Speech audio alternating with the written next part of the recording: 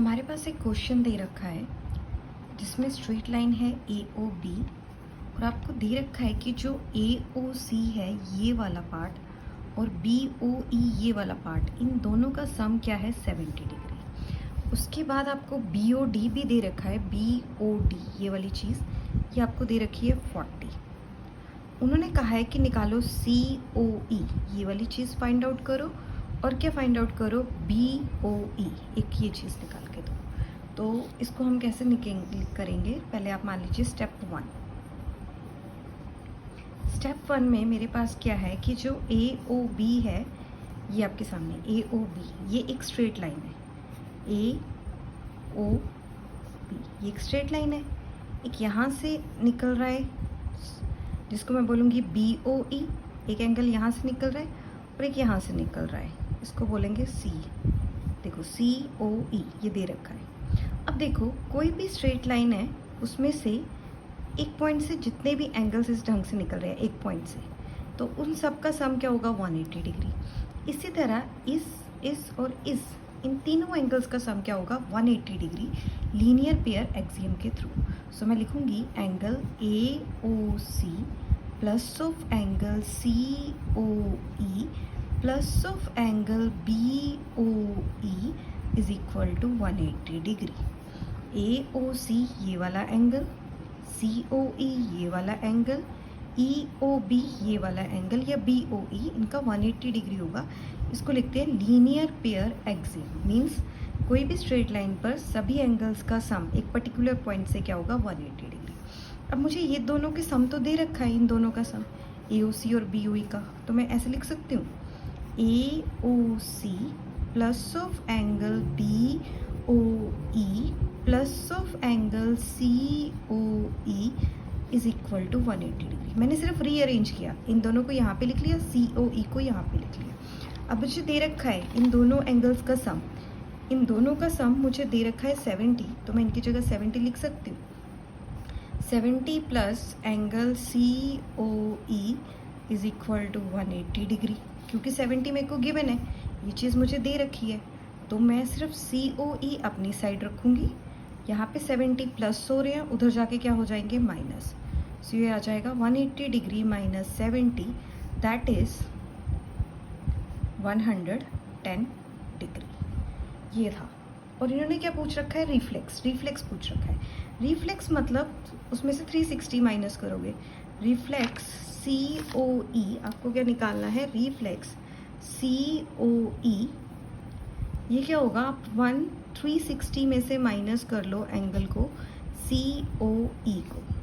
सो मेरे पास 360 डिग्री है, इसमें से आप माइनस करो 110 डिग्री, मेरे पास क्या आया 0, 6 में से 1 गए 5, 3 में से 1 गए 2, 250 डिग्री। सो रिफ्लेक्स तो आ गया। अब इन्होंने क्या पूछा हुआ है कि सी ओ ई का रिफ्लेक्स बताओ और मुझे बी ओ ई भी बताओ ये चीज़ कितनी है। ओके अब देखो ये जो 40 है ये भी 40 होगा, ये वर्टिकली ऑपोजिट एंगल्स है। ये क्या है मेरे पास वर्टिकली ऑपोजिट एंगल्स ऐसे है। स्टेप 2 में आप डायग्राम को देखो, वही डायग्राम होगी, मतलब देखो ऐसे ना क्रॉस बनना चाहिए, ऐसे वही लाइंस क्रॉस बनाई। जैसे देखो ये वाली है, ये लाइन यहाँ से जा रही है ऐसे, सेम एक ये होगी और ये दूसरी यहाँ पे ऐसे, ये देखो ये क्रॉस बना रही है। तो ये जैसे क्रॉस बन रहा है, आमने सामने बन रहे हैं, ये दोनों वर्टिकली ऑपोजिट एंगल्स है, इक्वल है, ऐसे क्रॉस बनेगा। तो अगर ये वाला 40 है, ये भी क्या होगा मेरे पास 40। ऐसे डायग्राम में दे रखा है, आप इसको ऐसे लिख सकते हैं ए ओ बी और यहाँ पे है मेरे पास सी ओ डी, ये दोनों वर्टिकली ऑपोजिट एंगल्स हैं, इक्वल है, तो मैं लिख सकती हूँ A O C is equal to angle B O D. Vertically opposite angles, आमने सामने वाले एंगल, ये ऐसे आमने सामने बन रहे हैं।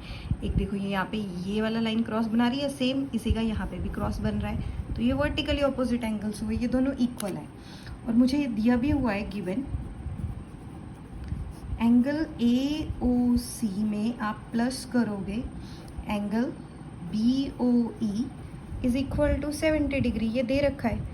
अब ए ओ सी कितना था मेरे पास, अभी मैंने निकाला है, वर्टिकली ऑपोजिट एंगल्स है ना, ए ओ सी यहाँ पे निकाला था, दोनों इक्वल है और बी ओ डी दे रखा है 40, तो यहाँ पे मैं 40 पुट करूँगी, 40 plus BOE is equal to 70 degree. BOE अपनी जगह, 70 में से आप 40 माइनस कर लो, कितने आ गए आपके पास 30 डिग्री। तो ये आंसर आ गया आपके पास 30 डिग्री।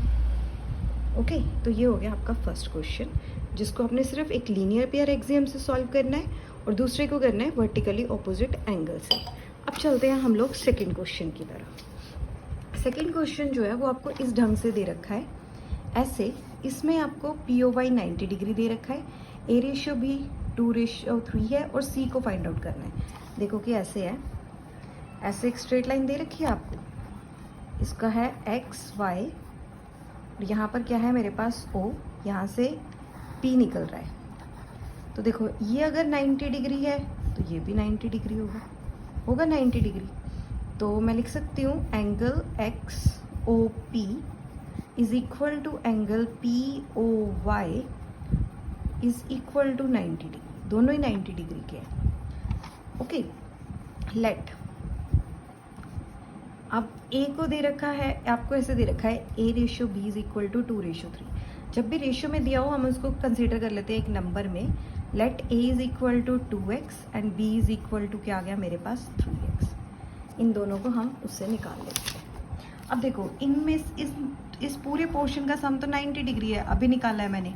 चाहे इसमें से ऐसे निकल रहा है एंगल, ये A निकल रहा है, ये B है आपका, और ये A निकल रहा है, इन दोनों का सम तो 90 डिग्री ही होगा ना, क्योंकि अभी निकाला है। तो हम इसको ऐसे लिख सकते हैं 2x plus 3x is equal to 90 degree.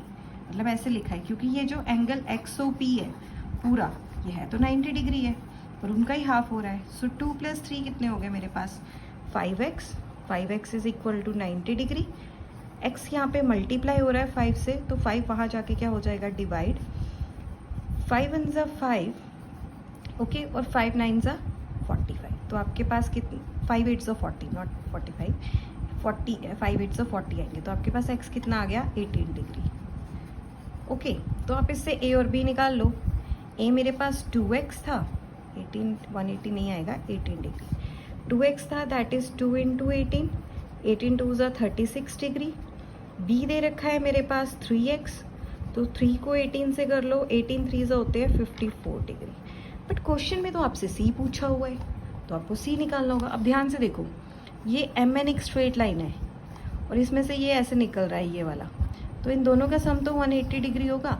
देखो ऐसे निकल रहा है ना, ये M है, ये पूरी आपकी लाइन M है, और यहाँ पे क्या है N है, यहाँ पे पॉइंट क्या है O है, और यहाँ से ऐसे निकल रहा है X। ओके, तो B और C इन दोनों का सम क्या होगा 180 डिग्री लीनियर पेयर एक्सियम से। तो स्टेप 2 अब लगाएंगे। ऑन स्ट्रेट लाइन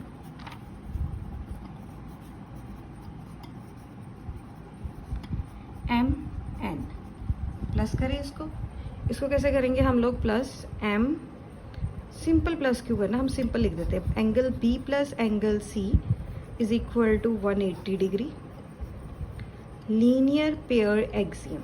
क्योंकि स्ट्रेट लाइन है, ये पूरी स्ट्रेट लाइन है और इसमें से निकल रही है, तो इन दोनों का सम 180 डिग्री होगा।